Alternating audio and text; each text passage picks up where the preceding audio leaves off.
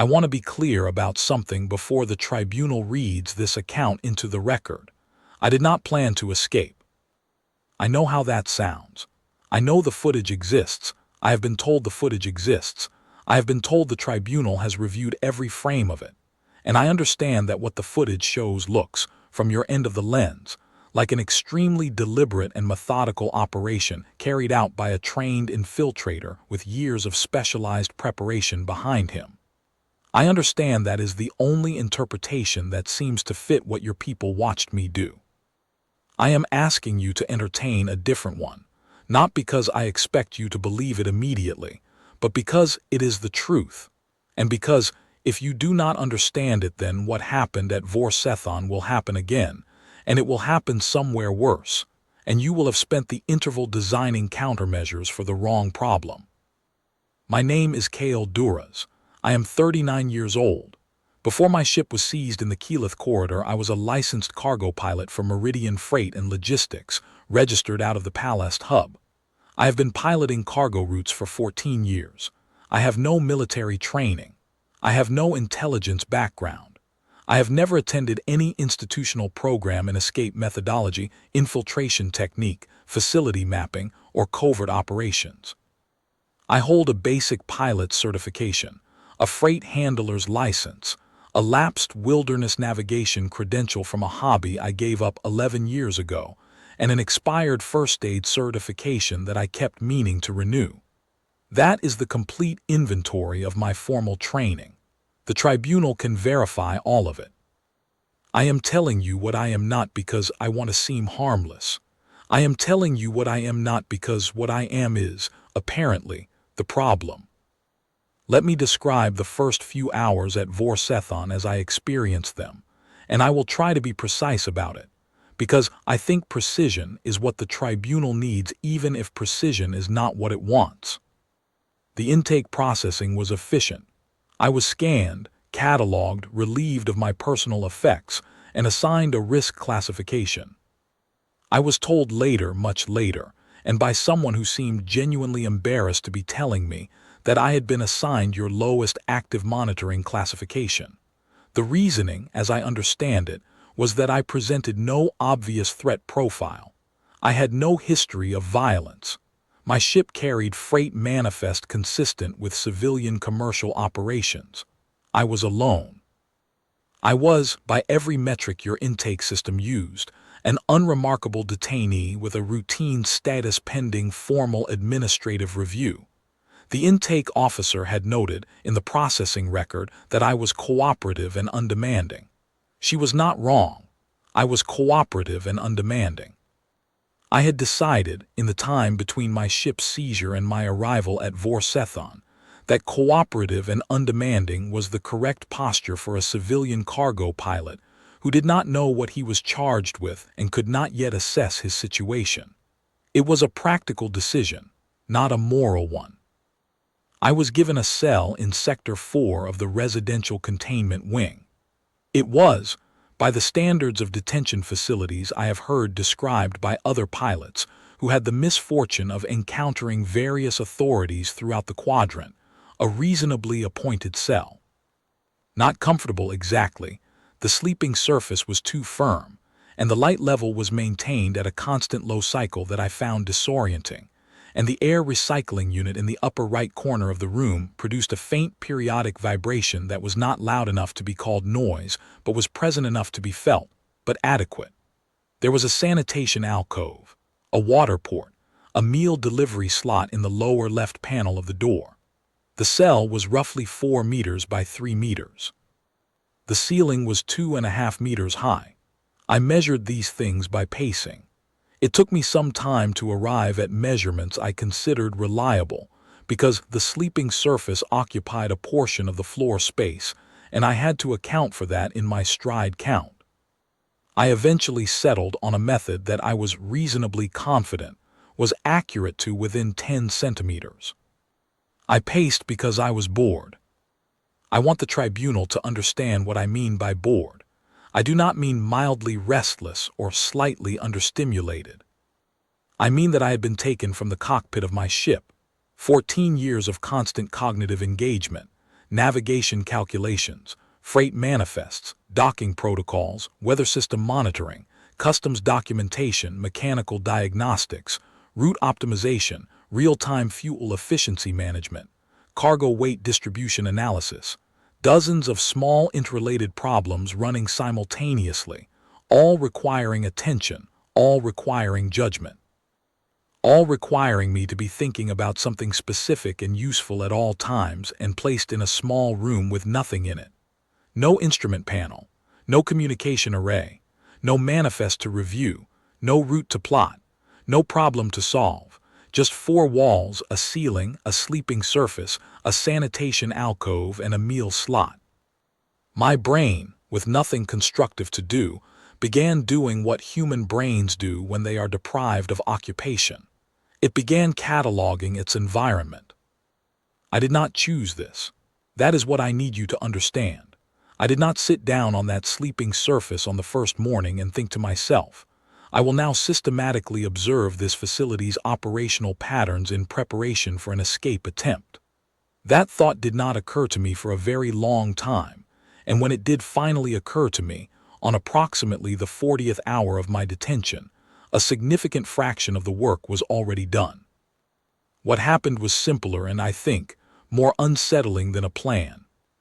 What happened was that I got bored and my eyes went to the door, and I noticed that the seal light on the door cycled from blue to amber and back to blue at a regular interval, and I thought, that is odd, I wonder why it does that. And then the meal slot opened and I noted, without consciously deciding to note it, 7 minutes since the last seal light cycle. And then I went asleep, and when I woke up I thought, how long was I asleep? And so I started counting seconds between the light cycles again, because that was the only clock I had, and it was marginally better than not knowing how much time had passed. I was not mapping the facility, I was keeping time. The meal deliveries came through a track system. I could hear the soft mechanical progression along the corridor before my slot opened. I could not see the track, but I could hear it, and I counted the intervals between the moment the sound reached its peak volume and the moment my slot opened. The sound had a direction to it. It built from one side and faded as it passed, rather than building from both sides simultaneously. So the delivery origin was to my left. I filed this not as operational intelligence. I filed it the way you file the fact that the wind this morning came from the north, because your brain heard it and assigned it a direction and stored it, and the storage costs nothing, and someday that information might be relevant, and even if it never is, you will not have lost anything by keeping it. On the second meal cycle of my first day, I noticed that the track sound interval between my cell and the cell immediately to my right was shorter than the interval between the sound's approach from the left and its arrival at my slot. This meant the cell to my right was closer to the track origin than my cell. This meant I was not at the end of the corridor. I was somewhere in the middle. I filed this also, not because I needed to know it, because I had heard it and I could not stop myself from processing it. The guard rotation came every 40 minutes. I know this because the sound of the footsteps in the corridor, heavier than the track system, a different density of impact through the floor, a biological gait rather than a mechanical one, occurred at regular intervals, and I counted those intervals in seconds by counting aloud, quietly, while staring at the ceiling. Quietly because I did not know whether my cell was monitored for sound as well as image, and because the sound of counting seemed, under the circumstances, like the kind of detail I did not need to advertise. I should note that I am aware this behavior, if observed on your camera systems, probably read as something other than a man quietly talking to himself to stay sane. A man lying on his back in a detention cell, lips moving, staring at the ceiling for extended periods, produces a particular visual impression. I understand that. I was quietly talking to myself to stay sane. The counting was a side effect of the sanity management, and the pattern analysis was a side effect of the counting. I should also note that I did not, at this point, know what I was going to do with any of this information. I was not constructing an operational plan. I was constructing a model of my environment the same way a person constructs a mental map of a new city, not because they intend to navigate it blindfolded, but because the brain insists on knowing where it is. The brain insists on this even when it has no particular use for the information, especially when it has no particular use for the information, because the absence of any other task means the mapping process receives the brain's entire available attention. There is a word for this that we use in my profession: situational awareness. Pilots are trained to maintain it, which is to say that pilots are trained to be conscious of a process that most humans perform unconsciously. The training does not create the capacity. It simply draws your attention to a capacity that was always there. The capacity itself is much older than piloting. Let me give the tribunal a specific example of how this operates, because I think abstract descriptions of unconscious cognition are less useful than concrete ones.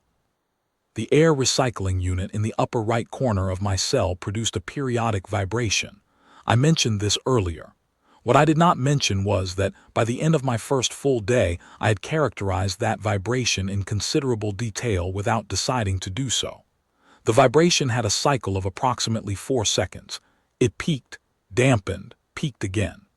The peak intensity varied slightly depending on whether my cell's ventilation was drawing or recirculating. Drawing meant fresh air was entering the cell. Recirculating meant the system was running on the existing atmosphere. I learned to tell the difference by the quality of the vibration's peak. Drawing produced a slightly sharper resonance than recirculating, because a pressure differential across the vent grill added a secondary harmonic to the primary drive frequency. I also learned, without trying to, that the air handling system served multiple cells from a shared duct. When the vent was recirculating, I could hear, very faintly, through the duct itself, whether adjacent cells were occupied. An occupied cell draws slightly more CO2 from the shared atmosphere than an empty one, which causes the recirculation system to compensate with a marginally higher drive frequency. The frequency difference was small enough that I might easily have not noticed it. I was lying in a silent cell with nothing to do. I noticed it. By the end of my first day, I had a rough occupancy map of the cells in my immediate vicinity: 3 occupied on my side of the corridor, 2 on the other, with one cell whose occupancy was uncertain because its ventilation signature was irregular. I did not know what I would do with this information. It simply accreted to the rest of the map the way sediment accretes to a riverbed, continuously, without asking permission. By the end of my first full day in Vorsethan, I knew the following things without having made a conscious decision to learn any of them. The meal delivery cycle ran every 6 hours, plus or minus approximately 90 seconds of variation. The variation was not random. It correlated, I eventually determined, with the guard rotation schedule, as though the delivery timing was calibrated to avoid coinciding with guard transit. This meant the two systems were coordinated, which in turn meant there was a central scheduling function managing both. A central scheduler meant predictable windows, where neither system would be active simultaneously. The guard rotation ran every 40 minutes, with a pattern that was not simply uniform 40-minute passes. There were 2 standard passes followed by a gap of 12 additional minutes before the third pass. I assumed this was a break period, a shift change, some operational procedure that created a longer window between the second and third pass of each cycle. I noted the 12-minute gap carefully because a 12-minute gap is meaningfully different from a 4-minute gap when you are thinking about moving through a corridor. The seal light cycle on my door ran on an 11-minute interval, cycling to amber for approximately 45 seconds before returning to blue. The amber transition was brief enough that it had probably never mattered in the facility's prior operation. 45 seconds is not enough time to do anything meaningful unless you already know exactly what you intend to do and where you intend to go, which I did not yet. The light level in my cell dimmed slightly every 8 hours for a period of approximately 4 hours. I took this to be the facility's simulated rest period, though my own sleep was irregular enough that I was sometimes awake through the dim cycles and asleep through the bright ones. The dim periods produced a corresponding reduction in ambient sound from the corridor.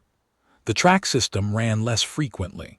The guard footsteps still occurred at standard intervals but sounded different, slightly softer, as though the guards on the dim cycle shift wore different footwear or moved more carefully.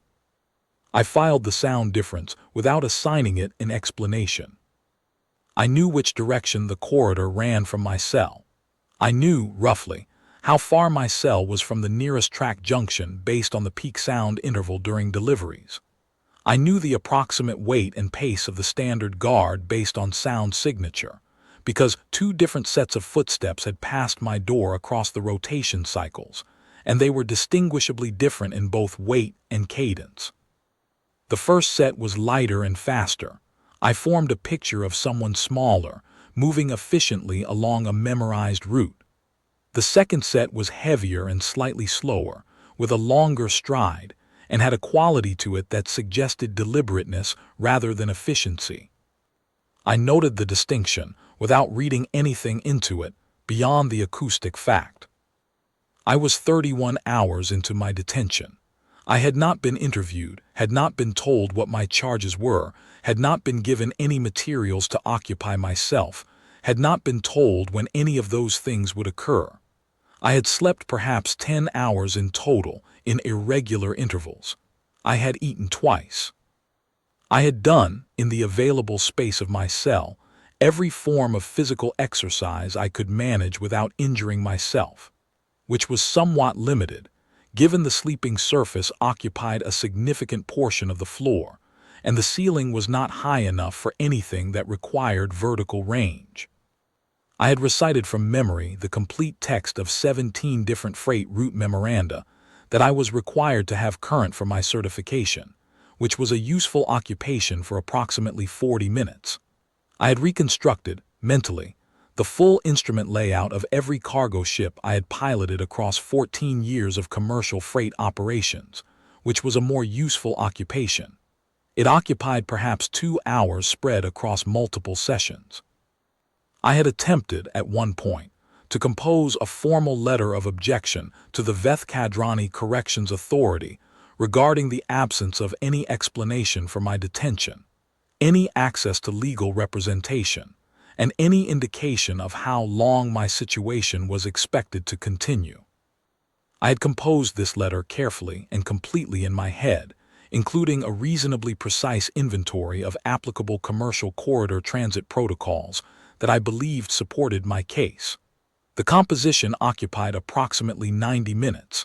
At the end of it, I had a well-organized letter with no means of delivery, which is perhaps a fair summary of my situation generally. I filed the letter in the same mental archive as everything else. I had, in the dim period of what I estimated was my second simulated night cycle, begun reconstructing from memory the astronomical charts for the Keyleth corridor and the surrounding approach lanes. I had not memorized these charts deliberately. I had simply flown those routes enough times that the major waypoints, the transit corridor boundaries, the standard approach vectors to the Palest hub and the nearest relay stations, had become resident knowledge. The reconstruction occupied several hours and was satisfying in the way that any precise technical problem is satisfying when it is the only problem available. It also told me, with reasonable confidence, approximately how far Vorsethan was from the Meridian Freight Relay at Kelath Station, based on the transit time between my seizure and my arrival at the facility. Approximately 11 hours at standard freight corridor speeds. I filed this. And I had, without meaning to, built a reasonably detailed operational model of Sector 4 of Vorsethan's residential containment wing. I want to pause here and ask the tribunal to consider something. Consider a species that evolved in an environment where the ability to map a location precisely and quickly, without tools, without formal instruction, and without any conscious decision to do so, where that ability was the difference between finding water and not finding water, between tracking prey and losing it, between navigating back to safe ground and dying on unfamiliar terrain in the dark. Consider that this cognitive function became, over hundreds of thousands of years, so deeply embedded in the neural architecture of that species that it no longer required conscious activation. It simply ran, automatically, in the background, continuously, like a heart beating, like lungs exchanging air, not chosen, not directed, simply operative as long as the organism was alive and receiving sensory input. Consider what happens when you put a member of that species in a small room with nothing to do and leave them there. The tribunal has the camera records. I am told they show a man lying on a sleeping surface staring at the ceiling, walking in circles, doing exercises, eating. They show a man who appears calm and unremarkable. They do not show anything that looks from the outside like what was actually happening inside that cell, because what was actually happening was internal. My brain was doing in that containment cell what it would have done in any unfamiliar environment from which it could not immediately exit, building the map, updating the map, refining the map, testing the map's predictions against incoming sensory data and adjusting it where the predictions were wrong. It is what we are for. It is what several 100,000 years of hunting unfamiliar prey across unfamiliar ground burned into the base code of our cognition so thoroughly that the burning cannot be reversed by removing the prey and the ground and replacing them with a 4-meter cell and a meal slot. You cannot watch it from the outside. You can only watch what it produces. On the 38th hour, the warden who later testified at my tribunal, whose name in your records is Sevorin, and to whom I extend genuine professional respect, made an unscheduled inspection of Sector 4. I know it was unscheduled because it broke the 40-minute rotation pattern.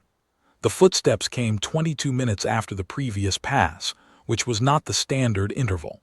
There were 2 sets of footsteps instead of 1. They moved differently. The second set was the heavier, longer strided gait I had already catalogued, but it now moved at a slower pace than it had on previous passes, and it had acquired a quality of attention that was distinct from the efficiency of the standard rotation. It slowed specifically near my cell. The observation port in my door opened. I was lying on the sleeping surface. I looked at the port. A pair of eyes regarded me for approximately 15 seconds. Then the port closed. The footsteps moved on. I noted 2 individuals, unscheduled. The heavier stride had arrived from my right, from the direction away from the track origin. I had not previously recorded footsteps originating from that direction. This meant there was a secondary access point of some kind to my right, not the main corridor approach, which was always from the left, but a junction of some kind. I filed this. The observation itself had been unremarkable, a warden checking on a detainee. But the direction of approach had given me a piece of the map I had not previously had. I also noted the observation port had a latch, not a seal light system. A physical latch mechanism. I had seen it when the port opened. The mechanism was partially visible from inside the cell if you were standing close enough to the door at the right angle. It was a simple lever and catch system recessed into the door frame on the corridor side. Not accessible from inside, but visible, fully visible. I filed the observation without attaching any particular significance to it, because a latch on the outside of a cell door is a thing that exists, not a thing you can do anything about from inside the cell. I lay back down and stared at the ceiling and did not think about the latch. At the 41st hour, I began thinking about the door. Not planning, thinking. There is a distinction that I recognize is difficult to communicate to observers who have camera footage of the 41st hour and can see me sitting on the sleeping surface with a very still expression for an extended period, because from outside the expression reads as concentration, and concentration reads as intent, and intent reads as plan. What I was doing was the same thing I do when I am running a route optimization calculation for a freight delivery. I was examining a system, and I was looking at its components, and I was noting the relationships between those components, and I was forming a picture of what the system was and how it operated. Not because I had decided to do anything with the picture. Because the system was there, and I could not stop looking at it. And looking at systems and forming pictures of how they operate is what 14 years of cargo piloting trains you to do almost as thoroughly as several 100,000 years of evolution. Trained my brain to do it before the piloting started. The door sealed by a magnetic lock driven by the same power cycling that ran the seal light. I knew this because when the light cycled to amber, the 45-second amber period, the sound of the lock changed very slightly. Not a disengage. It remained sealed, but the frequency of the magnetic field's hum shifted in a way that was consistent with a transitional state in the power supply, not full current, not zero current, but a cycling condition. The change was subtle. The kind of thing you only hear if you have been lying in near absolute silence, listening to a door for 38 hours with nothing else to do. I had. And I had heard it the second time the amber cycle ran, because the first time I had not known to listen for it. During the amber cycle, the lock was in a transitional state, not open, but in transition. I noted this without forming any particular theory about what to do with the information. At hour 43, the meal delivery came. The slot opened. I took the meal container. I ate. I put the empty container back through the slot. Standard procedure performed as I had performed it twice previously. Except that when the slot closed, it did not close completely. It was off by perhaps 3 millimeters, a mechanical tolerance failure, the kind of small imperfection that occurs in any system that operates repeatedly and maintains itself automatically, and never receives the specific kind of attention that would catch a 3 millimeter gap in a meal delivery slot. Through that 3 millimeter gap, I could see the edge of the delivery track mechanism. I could also see, beyond the track, the lower portion of the corridor floor. And the corridor floor was laid in sections. Long sections running parallel to the direction of the main corridor, not individual tiles. I had mapped those sections acoustically over 43 hours of listening to footsteps. I knew which sections were hollow under the guard's weight and which were solid, because hollow floor sections produce a slightly different resonance when struck by a foot than solid ones. And the pattern of hollow and solid had been transmitted to me through 43 hours of footstep vibration, conducted through the floor of my cell. What I saw through the 3 millimeter gap in my meal slot confirmed the acoustic map and allowed me to calibrate it.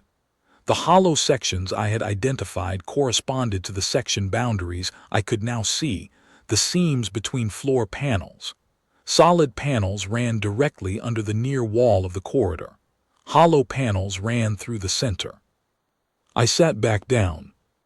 I put the lid of the meal container on the sleeping surface next to me and looked at it for a moment. It was a flat piece of polymer material approximately the size of my hand, slightly curved on one axis, with a lip along one edge. I had previously put it back through the slot on the first 2 meal cycles. This time I did not because I had a plan. Because it was a flat piece of material approximately the size of my hand, and I did not have one of those, and I could not think of a reason to give it up. At hour 47, the power grid in Sector 4 underwent what your maintenance records describe as a standard preventive cycle, a rolling reduction in current load, sector by sector, to allow thermal management of the distribution conduits. I did not know it was standard. From inside my cell, all I knew was that the seal light on my door cycled to amber and stayed there. Not 45 seconds, it stayed. I stood up from the sleeping surface and walked to the door because I was curious. That is the honest account. I was curious. The light had done something it had not done in 47 hours of prior observation, and I wanted to see if anything else was different. I put my hand flat against the door. The magnetic field's hum had changed. not the transition state I had cataloged during the standard amber cycles. Something lower, something that was not quite the sound of a functioning lock maintaining its field. I pressed gently with the flat of my palm. The door moved. Not dramatically, not with a dramatic mechanical release.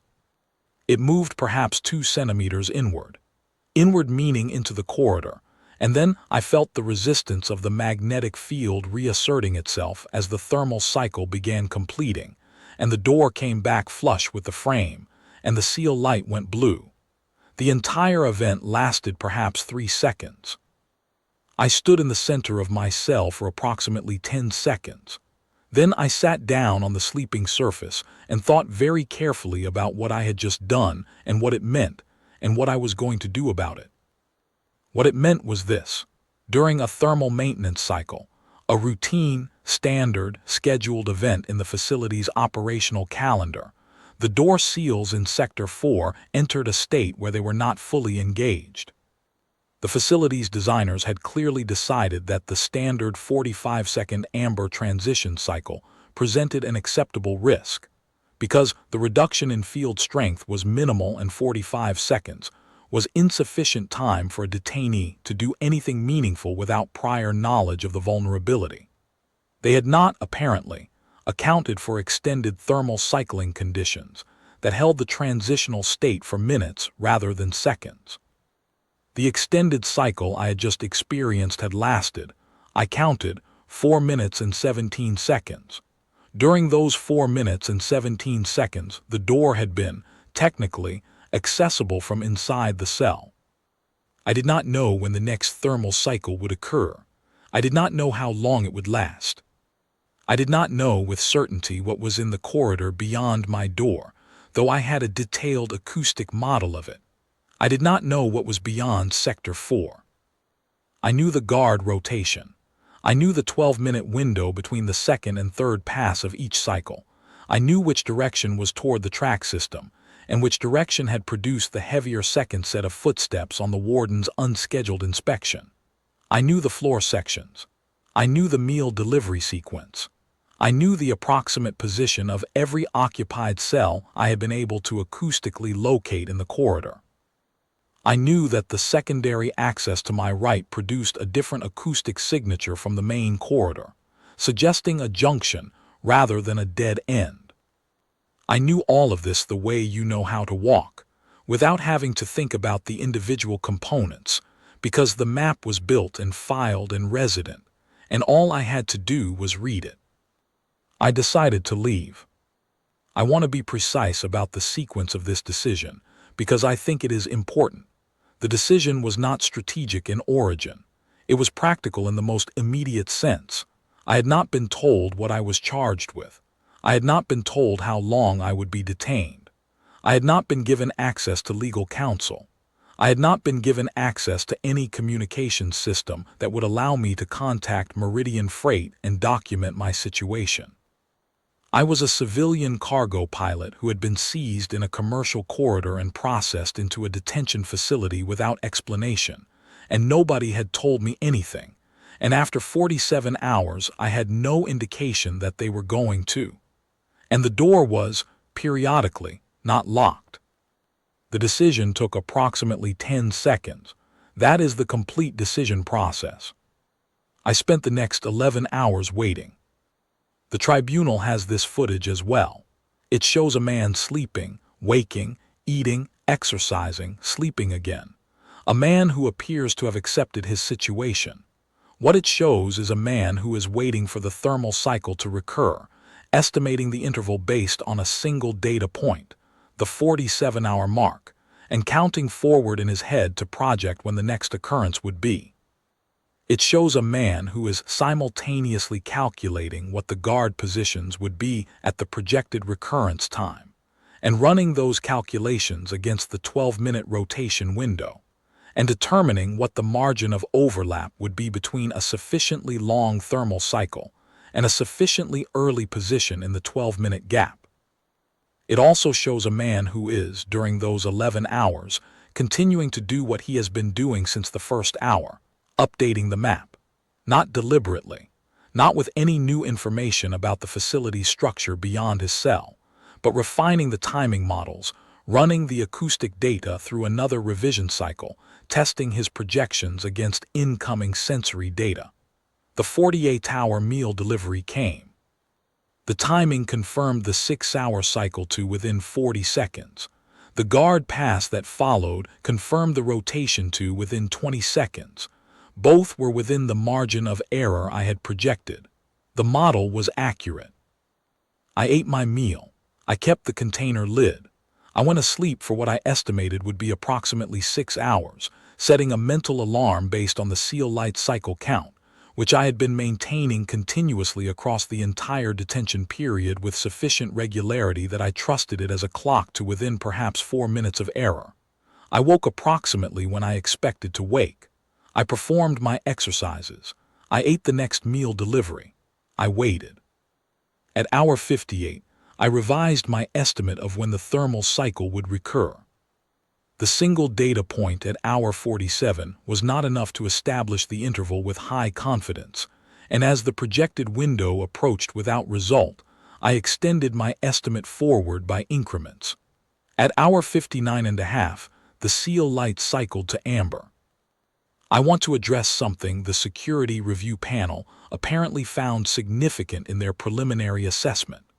The fact that I left my cell at a moment that placed the nearest warden at the far end of the corridor rather than the near end. I did not choose that moment in the sense of selecting a favorable guard position. What I did was, when the seal light cycled to amber and stayed, confirming the extended thermal state, I counted to 15 before pressing the door. Not because 15 seconds was a calculated interval that would produce favorable corridor conditions. Because I wanted to confirm the transitional state was sustained before committing to action, and 15 was the number I settled on as a reasonable confirmation interval. It happened that 15 seconds placed the nearest guard at the far end of the corridor. Not by design. By the arithmetic of a guard rotation that had been running at predictable 40-minute intervals, with a predictable 12-minute gap between the second and third passes of each cycle, tracked by a detainee who had been involuntarily maintaining that model for 59.5 hours, and whose mental picture of the rotation's current state was accurate to within approximately 30 seconds. A model built on that much continuous involuntary acoustic pattern monitoring tends to be accurate. That is not strategy. That is the arithmetic of what human cognition produces when it has nothing better to do. The corridor was lit at its standard level. I stepped out of the cell and looked left and right. The corridor was, as I had expected, a long straight passage with cells on both sides. To my left, the direction of the track system and the main corridor approach. To my right, the direction of the secondary access. I went right, keeping close to the near wall where the floor sections were solid. Walking on solid floor sections is quieter than walking on hollow ones, because solid sections do not flex under your weight and do not transmit vibration the same way hollow panels do. I had not consciously decided to use this. I simply walked where the floor was solid, because walking quietly in a place where you are not supposed to be is what you do when you are walking quietly in a place where you are not supposed to be, and quiet floor was what I had available. The secondary access was a transit junction, a point where Sector 4's internal corridor met the facility's administrative service corridor. There was a door. I had expected a door. The door was sealed by a proximity credential system. I had expected this rather than a magnetic seal, because the footsteps that had come from that direction on the warden's inspection had paused differently at this door than warden rotation footsteps paused at anything else in the corridor. A longer pause, a specific quality of cessation, the kind of brief stillness that accompanies the presentation of a credential rather than the simple act of turning. Proximity credential systems are common in administrative environments because they allow faster transit without requiring manual input, and I had worked around enough customs and freight inspection credential systems in 14 years of commercial cargo operations to recognize the pause. I stood in front of the service corridor door for a moment. There are proximity credential systems that operate on a grace period, a brief window after a credentialed individual passes through, during which the system is completing its authentication cycle before resetting to a detection-ready state. The grace period is usually a few seconds. I knew this from freight dock experience, not from any infiltration training. I considered whether the grace period might still be technically active. The last time I had heard footsteps from that direction had been more than 6 hours ago. No grace period lasted 6 hours. I set the consideration aside. I looked at the door frame. I looked at the seal mechanism. I looked at where the power conduit entered the frame from above. And I noticed that the conduit junction, the point where the administrative corridor's power supply connected to the door's authentication system, was accessible through a gap between the frame and the wall panel. A narrow gap, accessible if you had a thin, flat object approximately the length of a human hand. I had the meal container lid in my pocket.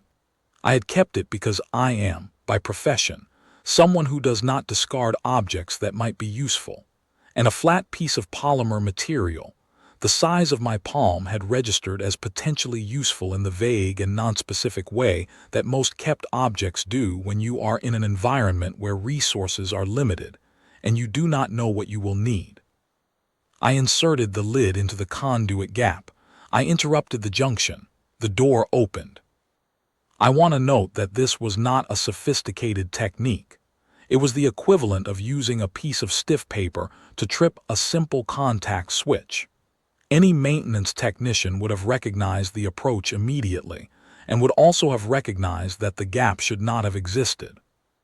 Gaps in conduit housings are infrastructure maintenance failures, not security design features. The gap was there because no one had checked. No one had checked because the corridor door had always worked correctly, and a door that works correctly does not prompt inspections of its conduit housing. I had noticed the gap because I was standing directly in front of the door in a facility that provided no other visual stimulation, and noticing available gaps in immediate surfaces is what human visual processing does when it has nothing else to process. The service corridor beyond was a maintenance access passage running parallel to Sector 4 and connecting to the facility's central operations hub at one end and to the docking and freight intake area at the other.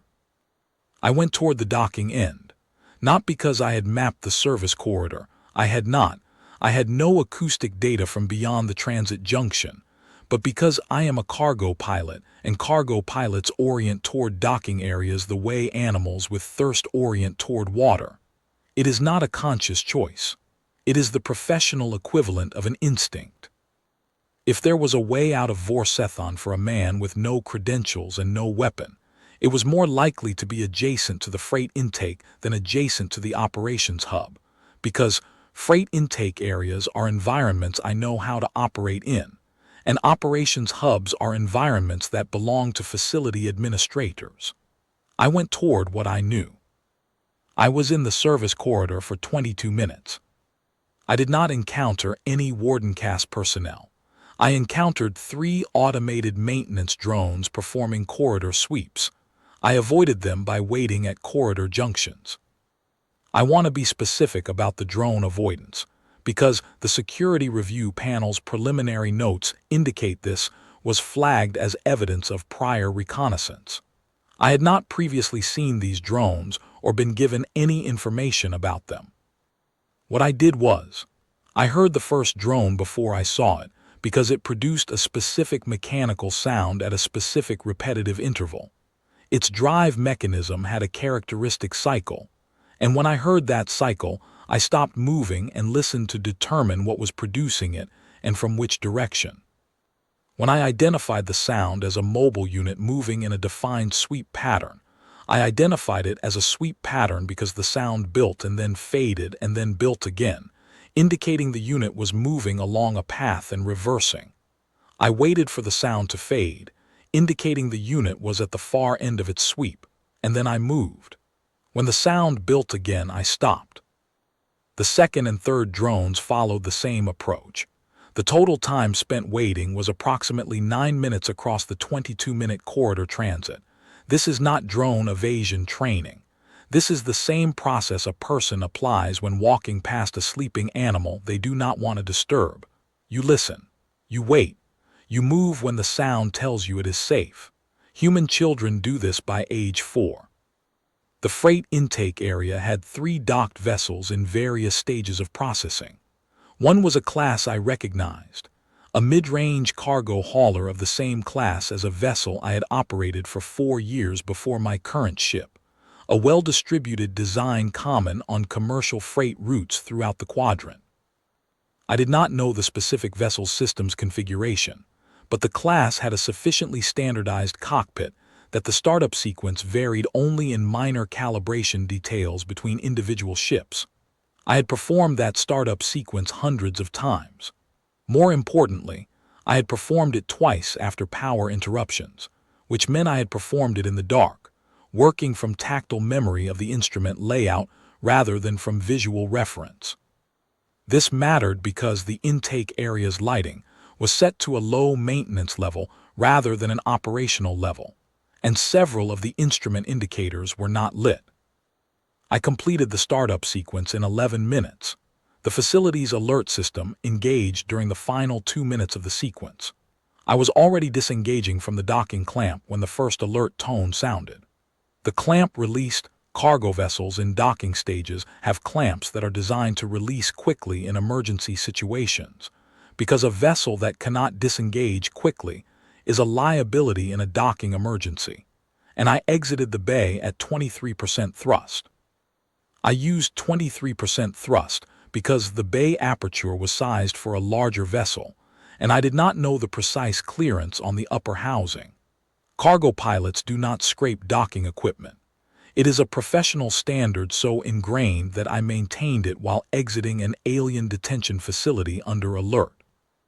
I am not particularly proud of this detail, but I think it illustrates something relevant about the way professional training embeds itself in behavior regardless of circumstance. I traveled 11 hours through the Keyleth corridor before picking up a beacon signal from a Meridian freight relay station. I docked, filed a distress and seizure report, notified my company's legal affairs coordinator, and sat down to eat the first full meal I had consumed in 61 hours. 3 days later, I received a communication from the Vethkadrani Corrections Authority requesting my voluntary appearance before an investigative tribunal. I agreed. I am here. I am telling the tribunal all of this in detail because I want the record to show, precisely and completely, what I was and was not. I was a cargo pilot who was placed in an unfamiliar environment and whose brain, without his instruction or consent, did what human brains do in unfamiliar environments. I was not a trained operative. I was not executing a prepared plan. I was a bored man in a cell who could not stop noticing things, and everything that followed from that was the direct product of the noticing and nothing else. The map was not something I built. The map built itself. It built itself the way a scent builds in an enclosed space, slowly, without your permission, until the room is saturated with it, and you cannot remember a time it was not there. I understand that this is not a reassuring answer. I understand that if I were the security review panel at Vorsethan Intake Facility, I would find a trained operative with a specific and identifiable methodology vastly more reassuring than an untrained civilian who simply could not help himself. A trained operative implies a bounded problem, better intake screening, stronger intelligence cross-referencing, a more rigorous profile assessment at the point of capture. Those are solvable problems. They imply that if you solve them well enough, the next one will not get through. What I am describing does not imply a solution of that kind. What I am describing is a species that spent several 100,000 years in environments where the failure to build an accurate model of your surroundings, quickly, continuously, and without access to any tool except the pattern recognition hardware inside your skull, meant you died. Not of disease, not in battle. You died because you did not know where the water was. Because you did not notice that the animal you were tracking had changed its route 3 days ago, and the track you were following would lead you nowhere. Because you walked into terrain you did not understand and could not map, and could not exit before your circumstances became terminal. The species that survived was the one that could not stop paying attention, the one whose brains built the map automatically, without waiting to be told to, because the ones whose brains required a conscious decision to begin the mapping process had already died before they could pass on that tendency. Automatic mapping was not a talent. It was not a skill. It was a selection criterion. What you selected for, over several 100,000 years, was a species that builds a precise and continuously updated model of every environment it occupies, as a baseline cognitive function, as involuntarily as its heart beats. I am that species, every one of us is. I want to be precise about what that means in practical terms, because I think the tribunal needs to understand it before designing any policy response to what occurred at Vorsethan. A human in an unfamiliar enclosed environment will, within hours, begin building a detailed behavioral and structural model of that environment, not if they are trained to, not if they are particularly intelligent or motivated, all of them. The ones who are not particularly intelligent will build a less precise model than the ones who are, but they will all build one. The process is involuntary. It is as involuntary as breathing. You cannot screen for it at intake because it is not a skill you can identify in a profile. You cannot suppress it because it is not a behavior you can prohibit. It is a function. It runs. The depth and accuracy of that model will increase as a direct function of time spent in the environment and the sensory data available. And here is the critical point. The one I want to be certain is recorded clearly. The less external stimulation a human has, the less occupation, the fewer distractions, the more enforced idleness, the more cognitive resources are available for environmental mapping. A human who is bored in a cell is not a lower threat detainee than a human who is occupied. A human who is bored in a cell is a human whose entire unconscious cognitive capacity has been redirected toward the single most interesting problem in their environment, which is the cell itself. You have built them a dedicated intelligence-gathering operation and removed all competing priorities.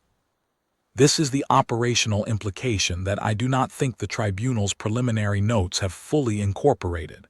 You are thinking about the problem as though it were a question of human capability.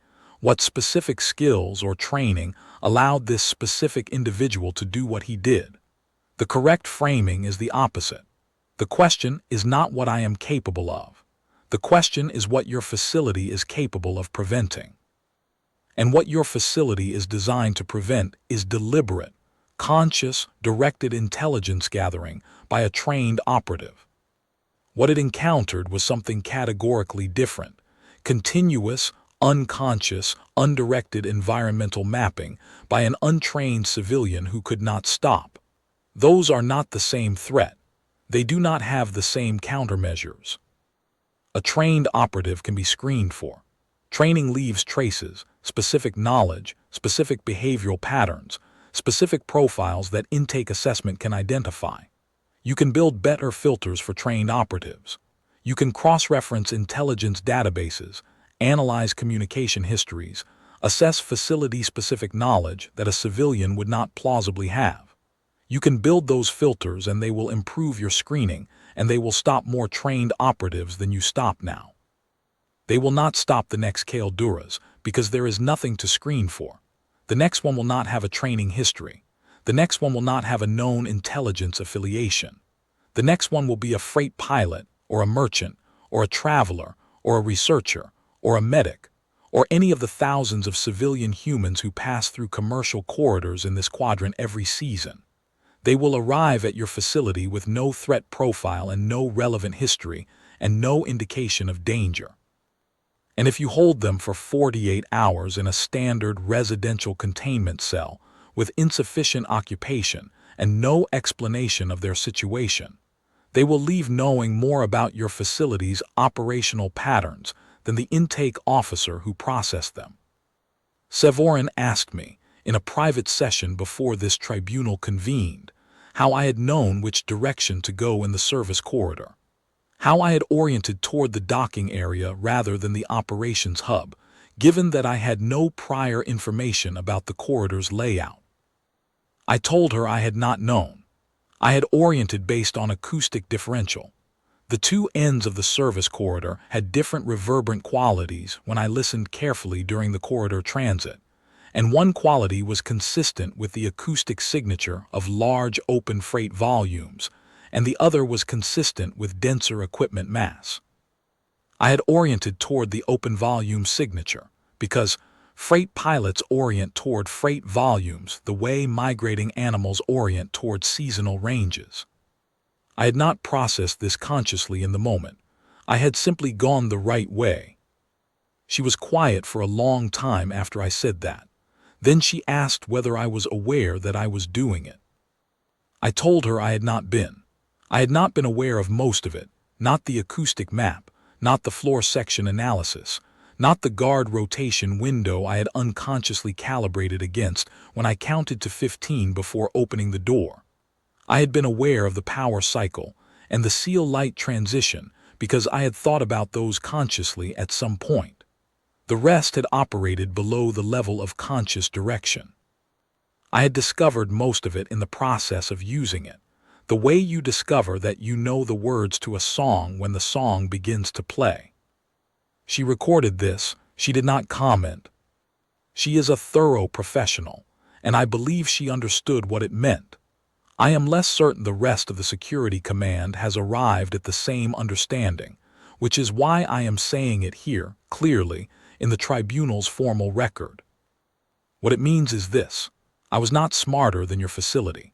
I was not better trained, better motivated, or more dangerous than any other cargo pilot who has ever been detained in a Vethkadrani facility for longer than 48 hours with insufficient occupation and no explanation of their situation. I was the first one to leave because I was the first one to encounter an extended thermal cycle at the right point in a rotation window. That is not a distinguishing characteristic. That is luck of timing. The facility was not built for humans. It was built for species whose baseline cognitive pattern under confinement is different from our species who, when deprived of stimulation, withdraw or conserve or wait in a state of reduced cognitive engagement. I am speculating about other species' experience of confinement. I can only speak to my own. But I can say with some confidence that the facility's operational patterns, repeating intervals, predictable rotations, consistent timing, standardized delivery cycles, are the kind of environmental data that a human brain treats as signal automatically the moment they become perceptible, and continues treating as signal until it has extracted everything the signal contains. Give us a repeating pattern and we will learn it. We cannot help it. We were built for exactly that. I want to close this account with something I said to Sevorin in the private session, which she may or may not have included in her preliminary report, but which I think belongs in the formal record. When I was sitting on that sleeping surface at hour 47, in the 10 seconds between the door moving 2 centimeters and returning flush with the frame, I felt something that I was not expecting to feel. It was not excitement. It was not triumph. It was a kind of quiet recognition, the cognitive equivalent of a calculation completing. Not something I had worked toward or decided to achieve, but something that had been in progress the entire time, running in the background, and had now arrived at its conclusion, like a route optimization that finishes running and presents its result. You did not choose the moment of completion. You simply notice when it occurs. I told Sevorin that this feeling is not unique to me. It is not a product of pilot training or any specific professional experience. It is what a human feels when their environmental model becomes sufficiently complete to be navigable. It is the feeling of knowing where everything is. It is, I would suggest, worth being careful about. I was one human in one cell for 61 hours. I had no tools, no training, no plan, and no particular desire to cause difficulty. I simply could not stop paying attention. Consider that carefully when you decide how long to hold the others.